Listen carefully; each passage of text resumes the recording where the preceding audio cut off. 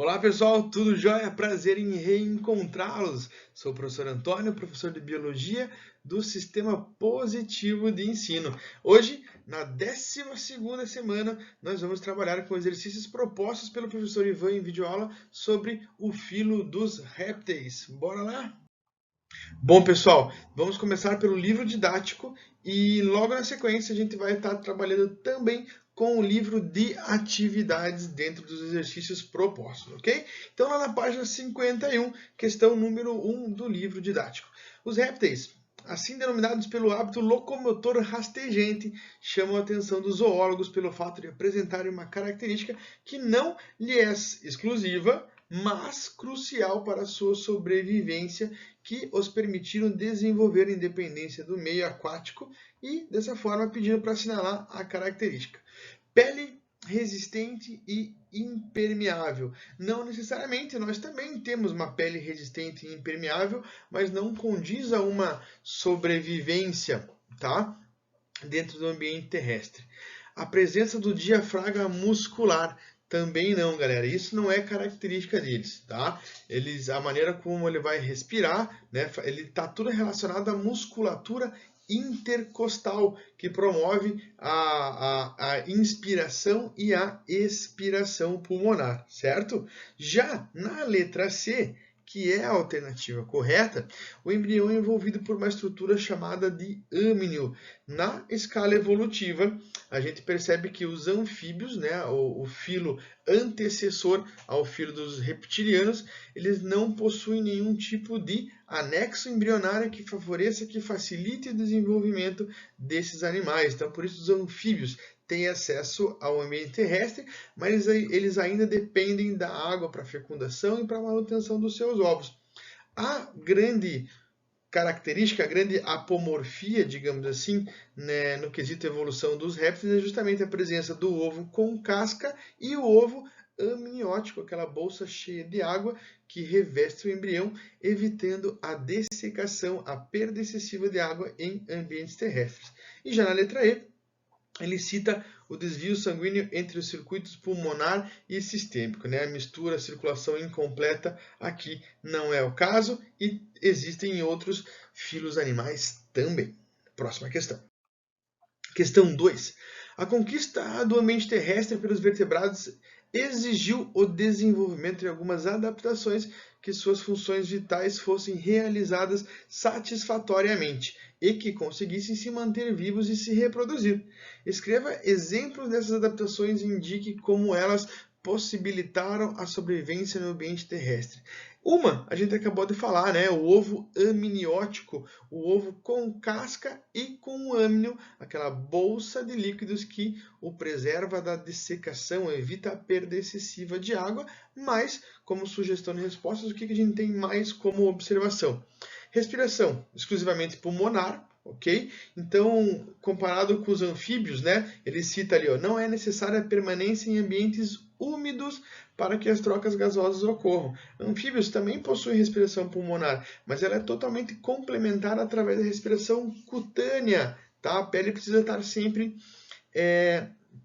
umedecida, entumecida, diferente dos répteis que têm uma pele totalmente queratinizada e impermeável. A fecundação interna, comparado com os anfíbios, né, eles copulam dentro da água, onde o macho libera seus gametas na água, a fêmea também libera seus gametas da água, não existindo a cópula. Então, modalidade de fecundação externa. E nisso, o que a gente já comentou, né? O ovo com casca, pois o embrião se desenvolve no meio terrestre e a casca e o âmnio os protegem contra a dessecação. Vamos lá, pessoal. Questão 3 ainda na página 51. Verdadeiro e falso sobre os répteis. Vamos dar uma analisada.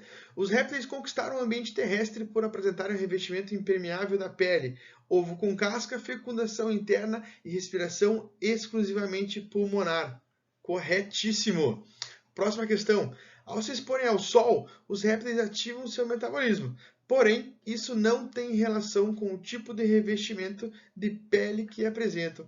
Errado, né, gente? Uma pele totalmente impermeabilizada, queratinizada, formada por escamas e placas dérmicas. Então, isso influencia diretamente na modalidade de manutenção de temperatura corpórea desses animais. O coração dos répteis, em geral, tem 2 átrios e um ventrículo parcialmente dividido. Assim, o sangue venoso se mistura com o arterial. No caso, né, perfeito aqui, a gente vê na imagem em representação do livro didático que a imagem A, nós temos um coração não crocodiliano, né, onde tem 2 átrios e um ventrículo, na maioria deles, obviamente, né, são não crocodilianos, e já os crocodilianos tem 4 cavidades, 2 átrios e 2 ventrículos, mas ocorre a mistura do sangue venoso e arterial fora do coração, através do forame de Paniza. Muito bem. Última alternativa, as falsetas loreais estão presentes em todos os ofídeos e têm a função de localizar as presas pelo calor que elas emitem. Não, né, gente? Elas não vão estar presentes em todos os ofídeos. Algumas espécies de cobra, de serpentes, perdão, não peçonhentas, elas não possuem a falseta loreal. A maioria, né, vai estar representada por uma família em particular, a família Viperidae, que é a família das víboras. Uma delas é representada aí na imagem, né, cascavel, jararaca, jararacuçu e assim por diante. Mas existe uma cobra da família Colubridae, né, pertencente ao gênero Micrurus, que são as corais, né? A coral verdadeira, ela é uma cobra peçonhenta, mas ela em particular não possui fosseta loreal. Perfeito? Próxima questão. Questão número 4. A tartaruga marinha é uma das espécies bandeiras que vem sofrendo danos em função da poluição dos oceanos. Sobre os répteis, assinale a alternativa correta. Os répteis são ovíparos? Sim. E apresentam fecundação externa? Daí não, né, gente? Fecundação interna, existe a cópula. Letra B. O revestimento corporal dos répteis é a pele, constituída pela derme, a qual é espessa e extremamente queratinizada. Também não, né? O revestimento se dá através de placas dérmicas de escamas, dependendo do tipo de réptil. Então, não necessariamente a pele é produzida pela derme. Letra C. O coração da maioria dos répteis, apesar de ter 3 cavidades, como os anfíbios, difere desses por apresentar o ventrículo parcialmente dividido por uma parede externa. Perfeito, né? Essa é a alternativa correta que a gente analisa no coração de não crocodilianos comparado ao dos anfíbios. Letra D, vamos, né, eliminar tudo bem certinho. A maioria dos répteis excretam os seus resíduos nitrogenados na forma de ureia. Já está aí o erro. A maioria está relacionada ao ácido úrico. Gente, a excreta de ácido úrico, tanto de répteis quanto de aves também, que a gente vai trabalhar na semana que vem, está em relação à economia de água. No caso dos répteis, evitar, né, a perda excessiva de água, a dessecação em ambiente terrestre. E no caso das aves, você necessitar de menos água para estar excretando, você alivia em peso também. Então seria uma vantagem para as aves voadoras excretar essa modalidade de composto nitrogenado, facilitando o seu voo. Letra E para acabar. Os répteis são animais endotérmicos. Também já está errado, né, gente? São animais ectotérmicos. Varia a temperatura de acordo com o ambiente, certo? Então, eles utilizam o calor do ambiente para se aquecer. Endotérmicos somos, né, os mamíferos em particular, em geral, que mantêm, através do seu metabolismo próprio, uma média de temperatura interna aí, variável, obviamente, para cada espécie. Considerando a nossa espécie, fica em torno de 36, 37 graus. Muito bem. Próxima, pessoal, nós já entramos então no livro didático. Então, a partir da página 27, questão 21 do seu livro didático. Se não pegou ele, dá uma pausazinha no vídeo e já começa a assistir na sequência quando você estiver com o material em mãos. Livro de atividades, perdão. Ok? Então, livro de atividades, página 27. Questão 21. Explique as principais diferenças entre anfíbios e répteis em relação à conquista do ambiente terrestre. Conversamos bastante, né, a dependência da água para a fecundação, a pele não queratinizada como as dos répteis e assim por diante. Então, o que a gente pode falar mais sobre isso? Ó, os anfíbios foram os primeiros vertebrados a iniciar a conquista do ambiente terrestre. Ótimo.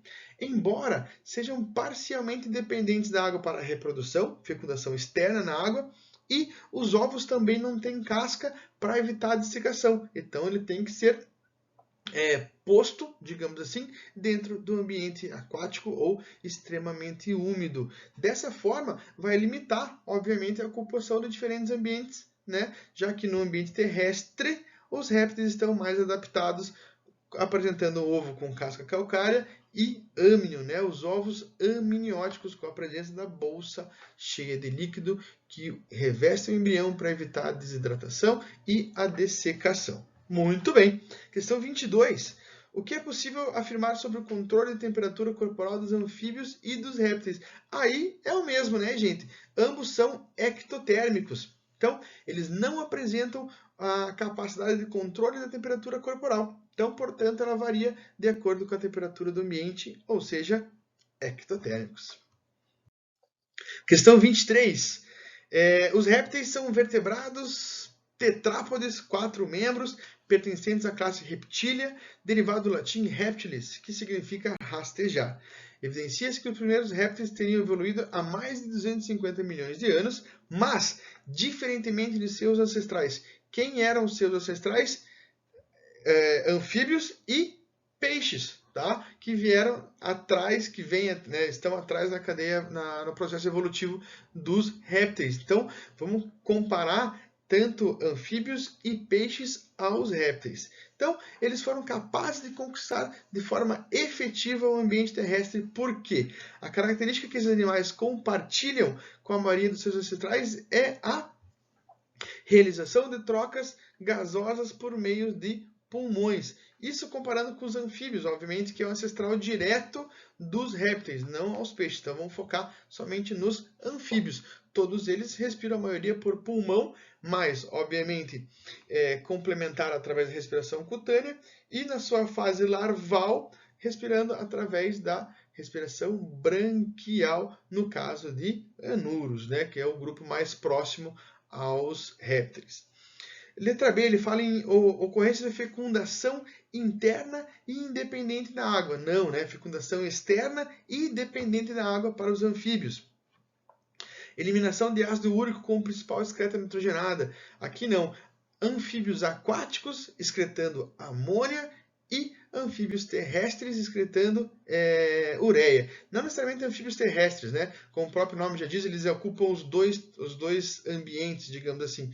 Mas o estágio adulto de anfíbios, por exemplo, no caso de arunos, sapo, perereca e rã, eles excretam ureia. A fase larval, por estar dentro da água, excreta amônia.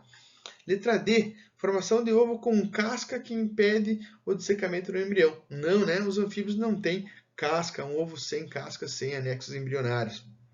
Letra E, existência de pele queratinizada sem glândulas produtoras de muco. Não, é uma pele não queratinizada, totalmente permeável e com glândulas produtoras de muco. Então, 23, letra A, com certeza a resposta correta. Vamos lá, questão. Gente, questão 24 da UEL. O aparecimento de ovos com casca foi uma evolução adaptativa dos répteis para a conquista definitiva do ambiente terrestre pelos cordados. Além do ovo com casca, há outras adaptações que permitiram que os répteis pudessem sobreviver no ambiente terrestre quando comparadas às adaptações dos anfíbios, ok? Então vamos dar uma analisada nas alternativas. Sobre as características adaptativas associadas à conquista do ambiente terrestre, que surgiram pela primeira vez nos répteis, considere as afirmativas a seguir. Então, primeira vez nos répteis. Pernas locomotoras e respiração pulmonar? Não, né, gente? Eles apresentaram já nos anfíbios tetrápodes também, e a respiração pulmonar na fase adulta em alguns casos. Número 2, ectotermia e dupla circulação? Também não, né? Os anfíbios também são ectotérmicos e o sangue passa 2 vezes através do coração. Então, não é o momento. Questão 3. Queratinização na pele e ácido úrico como excreta nitrogenada. Daí sim, já que anfíbios não possuem a pele queratinizada e excretam a amônia na fase larval e ureia na fase adulta, no caso dos anuros, né, os sapos, perereca e rã. Questão 4. Ovo amniota e desenvolvimento direto também, né?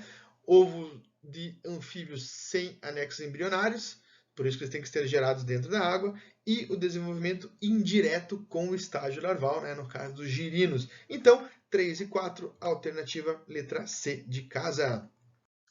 Vamos lá, pessoal, questão 25, verdadeiro e falso. Em seguida, corrija as falsas. Os anfíbios apresentam o coração de 3 cavidades. Na maioria dos répteis, o ventrículo é parcialmente dividido. Sim, perfeito.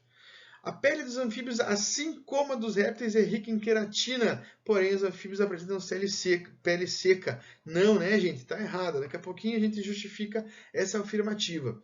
Letra C. A fosseta loreal é um sensor térmico presente em anfíbios peçonhentos. Essa também não, né? Mas podemos corrigir já. Presente em serpentes peçonhentas.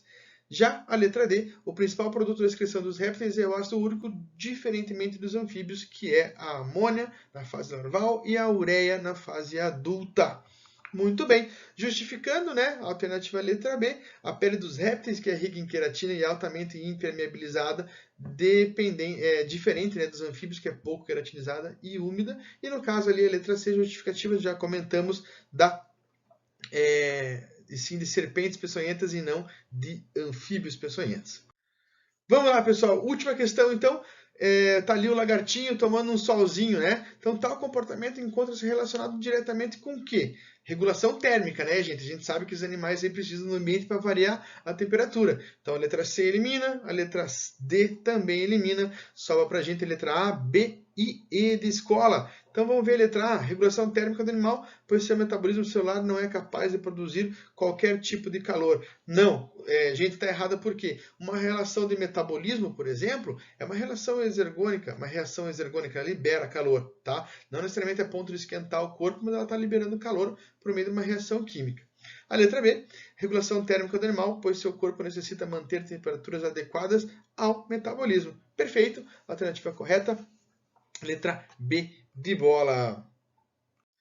Muito bem, pessoal, espero que vocês tenham gostado. Ficamos no limite do nosso tempo, mas eu acho que foi muito bem produzido, muito bem produtivo. Valeu, gente, um grande abraço e uma excelente semana a todos. Tchau, tchau.